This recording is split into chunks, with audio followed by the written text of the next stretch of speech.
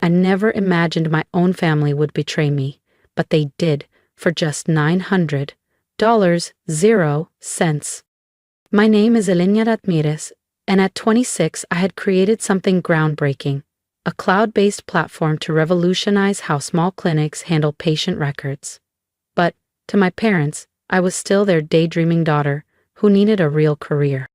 I remember the moment it all fell apart. I was crammed into the corner of a noisy café in Austin, Texas, finishing a security patch when my phone buzzed. It was Mom. "Lena, we need to talk about your little app," she said, her voice thick with disapproval. "Brandon Ellis is interested in buying it." Brandon Ellis. The name alone made me sick. The son of my father's golf buddy. A startup genius who'd failed at 3 different ventures but always had flashy investors behind him. To my parents, he was a real businessman. MBA from Stanford, a LinkedIn profile filled with buzzwords, and more importantly, a man who knew better than me.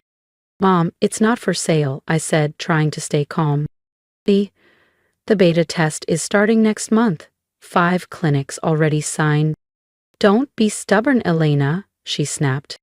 "You're just a girl with a hobby. Brandon can make it legitimate." Just a girl. Those words stung worse than any slap. When I learned coding at 13, a silly obsession. When I graduated top of my class at UT Austin, a lucky break. When I poured every penny into this platform, an embarrassing waste. "The platform is mine," I said through gritted teeth. "I'm not selling." But they already had other plans. The next night, they invited me over for dinner. I should have known something was off when I saw Brandon there, grinning like he owned the place. My father beamed at him. "Not me, Elena," my father said, sliding a check across the table. We decided to sell your app to Brandon. He's offering $900.00. Very generous, considering it's not finished." I stared at the check. Surely this was a joke. It wasn't. "You can't sell what's mine," I said, my voice cracking. "You don't own it." Brandon cut in smoothly. "Elena, be reasonable." "Your father mentioned your little app," Brandon said smoothly. "It's a nice start, but you need someone with real business experience to make it viable, someone who knows how to market it." I glanced at my mother, desperate for support. She just smiled approvingly at Brandon. "He's right, sweetie. It's for your own good." They didn't know, they didn't even care to ask, that my little app was already a multi-million-dollar asset. The predictive engine I built could reduce clinic wait times by 45%, forecast appointment backlogs with 92% accuracy, and slash administrative costs by nearly 30%. 5 clinics had signed up for pilot programs, and a major healthcare tech firm based in Dallas had already approached me for a strategic partnership. But none of it mattered. To them, I was just a girl wasting her time. I stood, my chair scraping loudly against the hardwood floor. "You can't sell something you don't own," I said firmly. "I own the code, I own the patents, I own the company." My father's face turned a dangerous shade of red. "Elena, don't be ridiculous," he barked. "Brandon's offering you a real job, a job with benefits. You should be grateful." Grateful. The word hit me like a punch to the chest. Grateful that they were selling my life's work for a measly $900.00. I straightened my shoulders. "Keep your check," I said coldly, turning to leave. "And Brandon, good luck trying to steal my platform. You'll need it." But I underestimated just how low they would stoop. The next morning, I found out they had accessed my old backup laptop, the one I used back when I first started coding. They had copied everything, early sketches, outdated prototypes, even rough drafts. Claiming parental support gave them the right. Within days, Brandon announced his shiny new company. He had even used my early documents to file provisional patents, dragging my parents in as witnesses to fake timelines. The local tech news sites buzzed about the brilliant young entrepreneur reinventing healthcare. And my parents? They beamed with pride for him. But Brandon had made a fatal error. He didn't understand what he stole. What he had was only an empty shell. The real algorithms, the beating heart of my system, were stored securely in encrypted drives he couldn't touch. I spent the next week gathering everything. Every line of true code, every pilot contract, every email chain. And when I made my move, it would be devastating. I backed up every patent application, every source file, every contract. Then I made a call to Lauren Diaz, one of the most feared intellectual property attorneys in Texas, famous for dismantling tech frauds. They really thought they could steal your company for $900.00, Lauren said during our first meeting, flipping through my meticulous documentation with growing interest. They thought I was just a girl with a hobby, I replied coolly. Lauren's lips curled into a sharp smile. Well then, let's teach them exactly what a girl with a hobby can do.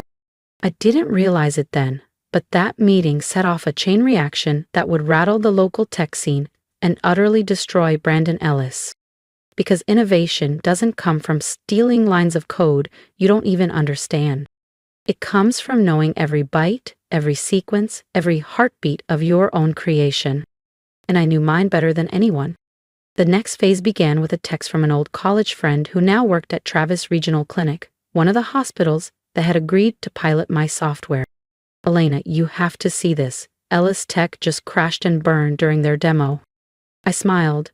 I knew exactly what happened. You see, I'd built in a hidden failsafe, a deep authentication layer that triggered only during real-world large-scale deployment. During small tests, everything looked fine, but when the full system went live, without my personal verification, it would implode in the most spectacular way. 2 weeks after Brandon's theft, he hosted a grand demonstration at Travis Regional. The press came. Investors came. My parents came. And I came to, sitting quietly in the back row, hidden behind oversized glasses and a tailored black suit. Brandon took the stage, oozing confidence. Today, he proclaimed, Ellis Tech will revolutionize patient care. That's when the system began to collapse. At first, small glitches. Then, flashing error messages on every screen. Error, core authentication required. Validation needed. Developer, E. Ramirez. Brandon's face went sheep white. He tried rebooting, he tried bypassing. Nothing worked. Each attempt only exposed more. Warning, unauthorized use detected. Contact Elena Ramirez for verification. The room froze. Investors whispered. Administrators frowned. And Brandon Ellis realized, too late, that he wasn't the genius. He was just the thief. The room buzzed with whispers. Investors shifted uncomfortably in their seats. Hospital administrators exchanged sharp, concerned glances. I watched my parents' faces morph, pride dissolving into pure confusion as Brandon stammered through weak, desperate explanations. Then I stood up, calm and steady, and walked to the front of the room. Mr. Ellis, I said loudly, my voice cutting clean through the heavy air. Are you having trouble running my platform? Brandon froze, confusion flashing to horror as I calmly removed my glasses. Maybe I can help, I continued smoothly. After all, I wrote every single line of that code. Latikanun, my father gasped, standing halfway up, his face flushing red with shock and something close to fear. Ignoring him, I pulled my laptop from my bag, connected it to the projector, and started typing. In seconds, the error messages vanished, replaced by the fully functioning platform I had spent 3 grueling years perfecting. The crowd watched in stunned silence as I demonstrated real-time predictive analytics, resource optimization, patient admission forecasting, features Brendan hadn't even known existed. This, I said calmly, addressing the room, is the real system. The one Mr. Ellis tried to steal for $900.00. I began projecting emails, patent registrations, and timestamp development logs onto the giant screen behind me. Irrefutable proof that I was the sole creator. And one last thing, I said, smiling tightly as I pulled up one final document.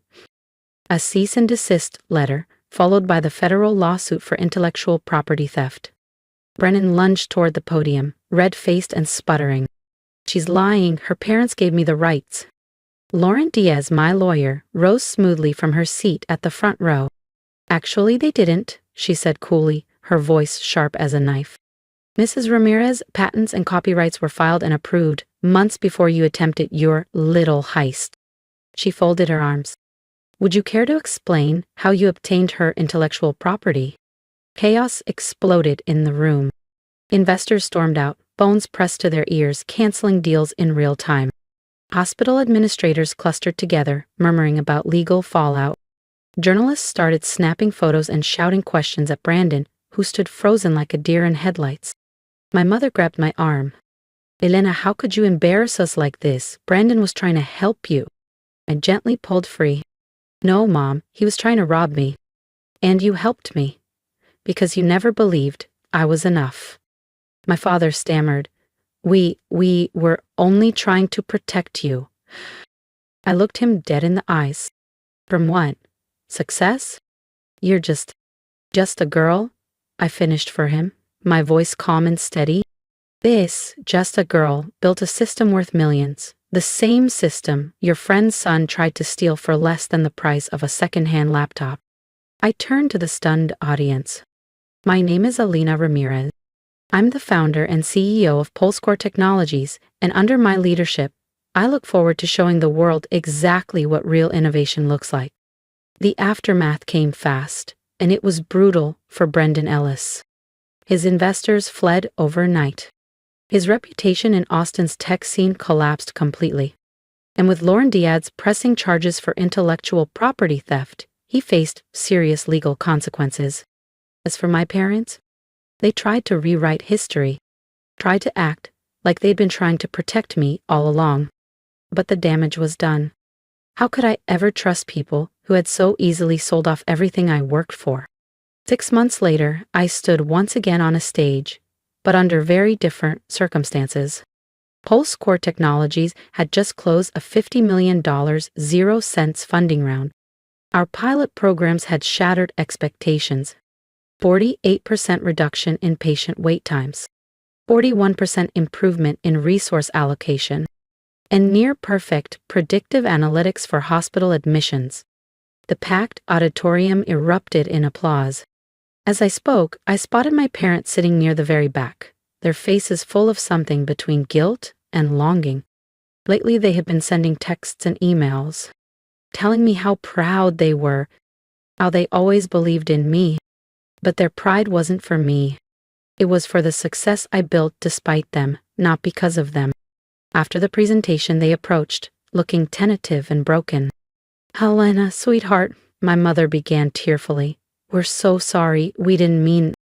I lifted a hand to stop her. I know you're sorry. But being sorry because I succeeded isn't the same as believing in me when I needed it most. Can't we move past this? My father pleaded.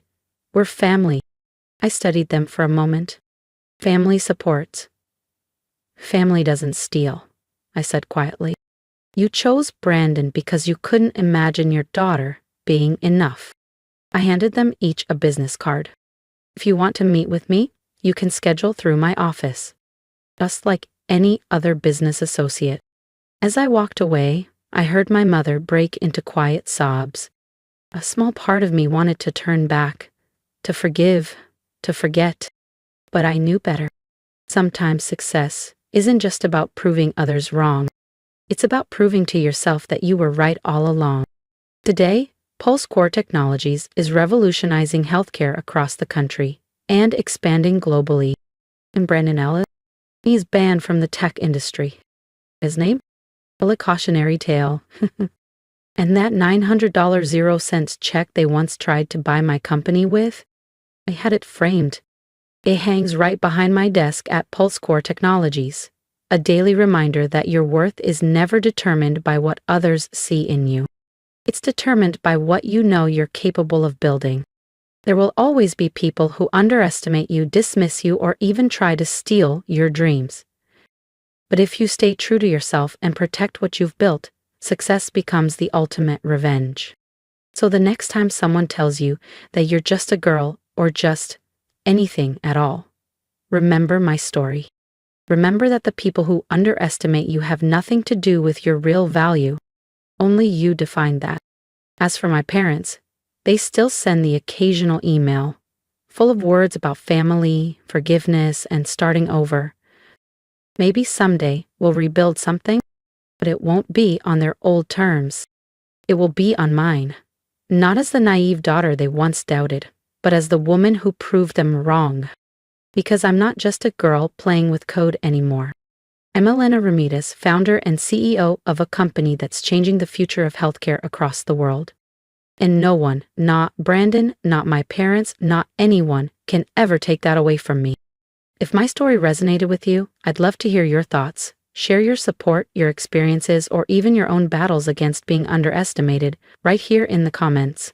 Every word of encouragement reminds me that standing up for yourself matters. It wasn't easy walking away from the people who should have believed in me first, but I had to choose myself. And I hope if you ever face a moment like mine, you choose yourself too. Believe in your work, guard your dreams fiercely, and never let anyone, not even family, convince you that your vision is too small. Your potential isn't measured by who doubts you. It's measured by what you build when no one is looking. Success isn't about revenge. It's about rising above and knowing your worth, even when others refuse to see it. So leave a comment, show your support, and most importantly, remember this. You are not just anything. You are powerful, capable, and deserving of the life you dream of creating. I'm rooting for you, the way I had to learn to root for myself. And if no one has told you yet, you are more than enough.